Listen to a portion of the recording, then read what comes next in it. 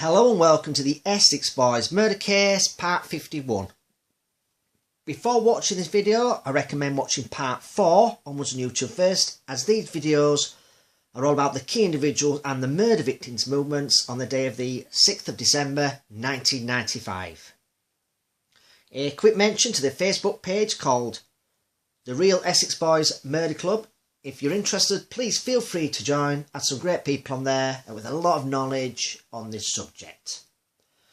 So this is the third part of the Steve Nipper Ellis Revelations video based on if Nipper's dad, Sid, committed the Essex Boys murders. This video is going to be totally different from part 1 and 2. I've never done a video in this type of way before, but if you're still undecided as if Nipper Ellis is telling the truth or not about his dad killing the Essex Boys, then watch this video. I'm going to go through the questions and answers video he did on YouTube and show you what I have noticed whilst watching it. Before I do that, I just want to give you a quick catch up on the earlier videos I made based on the Steve Nipper Ellis Revelations. In part 1, I looked into the statement from an Alan Grayson and what he said he saw on the 4th of December 1995, which was 2 days before the executions.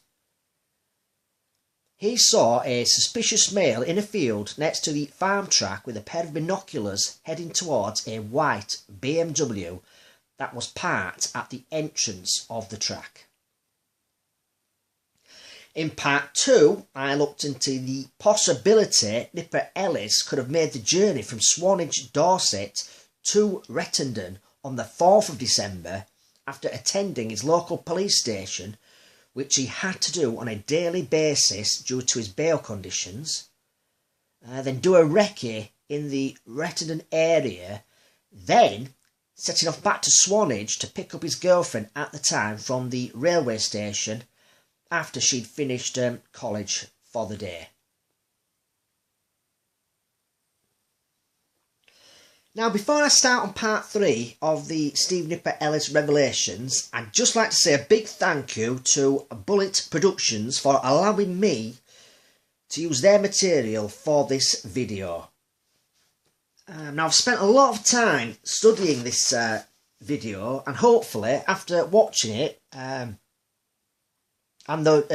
maybe a few after, which I'm probably going to have to try and, because it's quite a long video, but after you've seen all the videos that I'm going to do on the Steve Nipper Ellis Revelations, hopefully you'll have made up your mind about his father Sid, if he actually committed the executions of the Essex Boys on the 6th of December 1995 are true or not. Now, some people will have already made their mind up that Nipper Ellis is telling the truth, and some people will have made their minds up that he in fact is lying about his revelations. So this video is probably for the people who are still unsure if they believe his version of events or not. Like I say, I've never done a video in this way before, and I have put a lot of time and effort into making this video, so sit back and enjoy. In this video, I'm going to look at Steve Nipper Ellis's body language and his facial expressions to see if he's lying or telling the truth in the YouTube video he made for Bullet Productions. I'm going to be looking for honest answers in that interview, and I'm also going to be looking for slip-ups he may have made. I'm in no way a lie detector expert. I have, however, looked into deceptions by experts during interviews, and I'm using their techniques in this video. So without further ado, I shall begin part 3 of the Steve Nipper Ellis Revelations.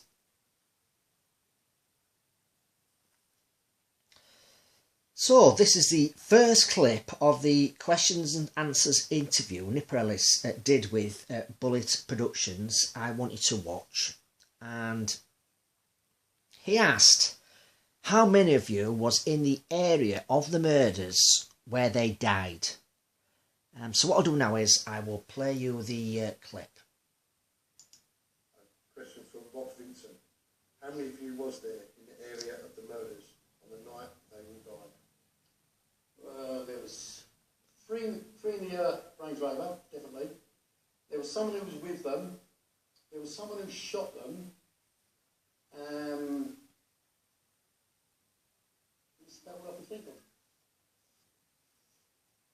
There was someone who was in with them in the Range Rover, right? And there was someone waiting.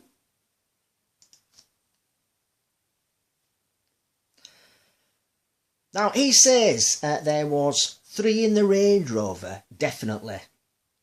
There was someone who was with them. That's all I can think of. There was someone with them in the Range Rover, right? And there was someone waiting. Now, first of all, the question was, how many of you was in the area of the murders when they all died? He said you, which includes Nipper, and he never mentions himself in the area at the time. I mean, surely his first reply would be, I wasn't there that night, or I was with my girlfriend at the time. So I do find that that a bit strange. Has he got another agenda with this interview?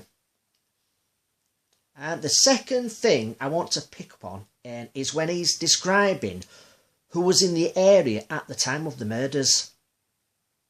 He says 3 in the Range Rover, definitely. There was someone with them. Then there was someone who shot them. Then there's an then he looks up and there's a long pause before giving his next part of the answer to the question. Now I think he's being clever here, as he has his own story he wants to tell later that involves Damon Alvin. You see, when he says then looks up, there's a long pause, and this is because he's thinking of an answer. It's a delaying tactic by Nipper. I think it's because he's got his own story later, and he does not want to mention the case where Darren Nichols was there that night and was a getaway driver who turned Queen's evidence and became a supergrass. And what I'll do is I'll just replay the clip again.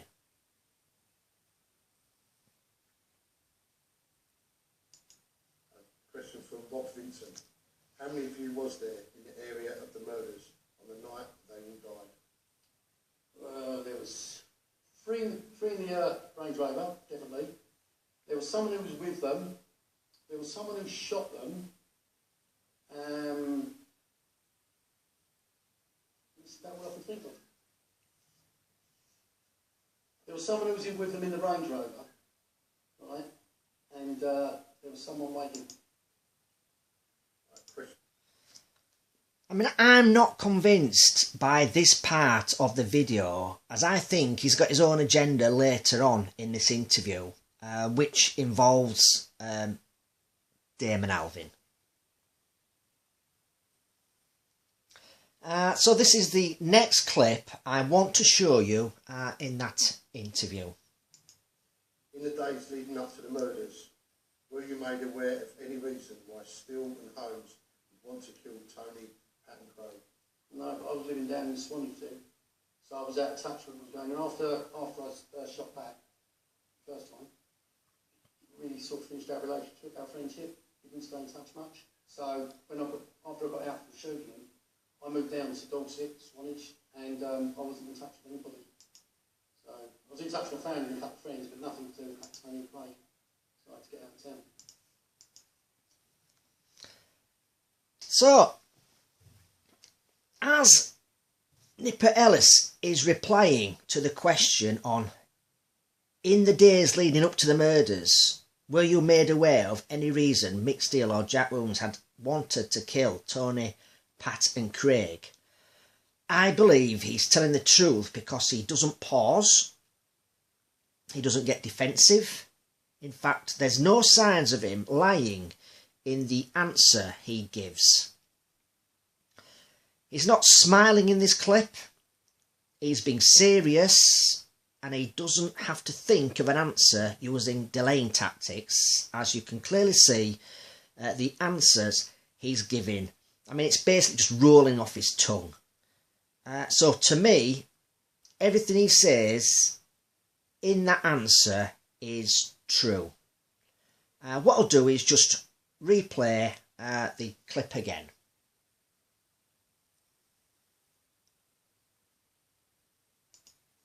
In the days leading up to the murders, were you made aware of any reason why Steele and Holmes would want to kill Tony, Pat and Craig? No, but I was living down in Swansea, so I was out of touch with what was going on. After I shot back first time, it really sort of finished our relationship, our friendship. We didn't stay in touch much. So after I got out from shooting, I moved down to Dorset, Swanage, and I wasn't in touch with anybody. So I was in touch with my family and a couple of friends, but nothing to do with that Tony and Craig. So I had to get out of town. The next clip I'm going to show you is when the interviewer asks Nipper Ellis if his or his dad knew the killer. You had every right to want them dead and was capable of doing so, but was the killer or killers friends with your father?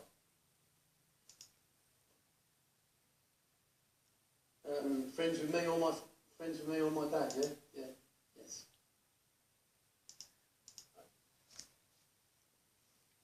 Now, when the interviewer asks him this question, Nipper Ellis does a long pause so he can think of an answer. I mean, this is common in liars. He also uses a delaying tactic by repeating the interviewer's question.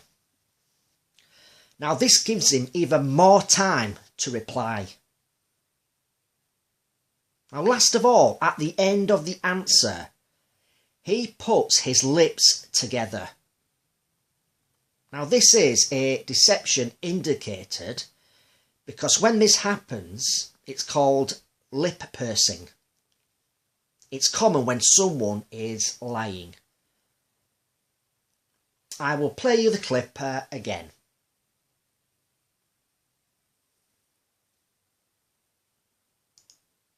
You had every right to want them dead and was capable of doing so, but was the killer or killers friends with your father?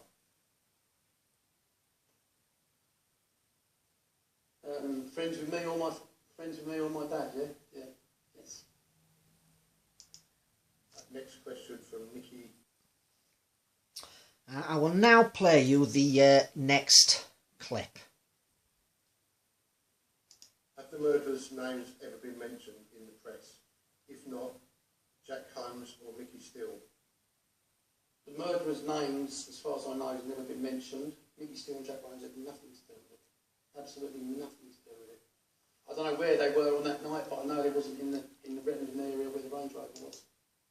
I know who was, and they definitely were from it. Now, the question was, has the murderers' names ever been mentioned in the press? If not, Mick Steele or Jack Holmes? Now, when Nipper Ellis is replying to this question, when the interviewer looks at Nipper Ellis, he distinctly looks away before answering the question, and this is a common slip-up liars make.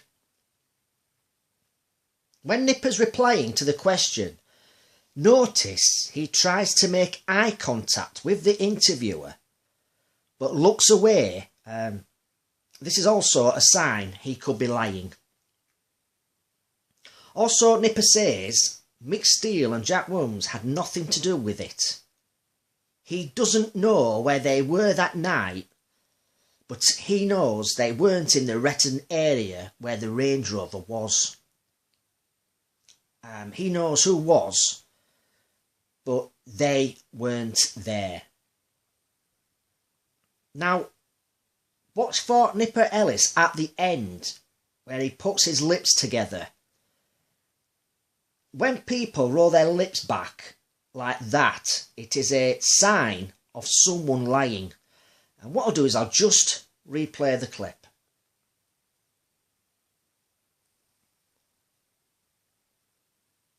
Have the murderers' names ever been mentioned in the press? If not, Jack Holmes or Mickey Steele? The murderers' names, as far as I know, have never been mentioned. Mickey Steele and Jack Holmes had nothing to do with it. Absolutely nothing to do with it. I don't know where they were on that night, but I know they wasn't in the Rettendon area where the Range Rover was. I know who was, and they definitely weren't. Now, Nipper Ellis says, in his own words, Mick Steele and Jack Holmes had nothing to do with it. He doesn't know where they were that night, but he knows they weren't in the Rettendon area where the Range Rover was. Now, the thing is, Jack Holmes was in the area at the time of the murders due to the phone log evidence. Mick Steele's phone was picked up in the Childerditch area in Brentwood, where Darren Nichols says he met the Essex boys at the Halfway House pub car park. And even though he's not mentioning a getaway driver or Darren Nichols' name, his phone also pinged in the Rettendon area the time of the murders after receiving a call from Jack Holmes. Now, Jack and Darren Nichols' phones are very close to the farm track where the supposed time of death occurred. Now, I don't think Nipper's seen the court transcripts on this case, because I think he would have given a totally different answer to this question. So to me, in this clip, I think he's telling the truth.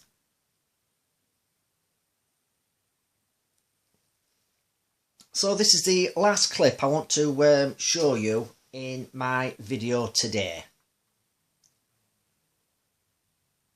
So whoever killed them are still at large, is that correct?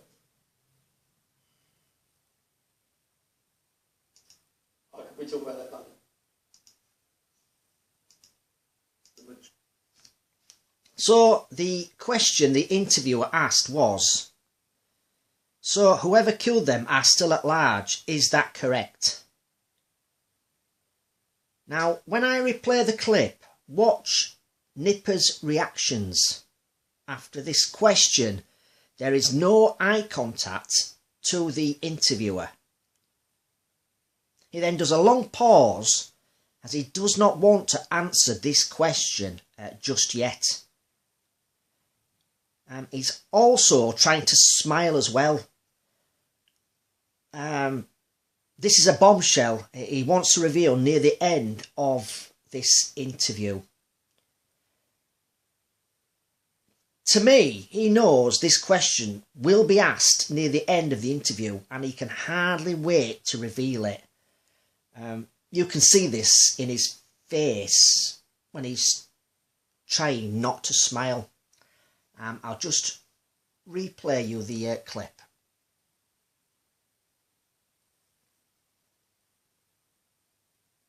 So whoever killed them are still at large, is that correct?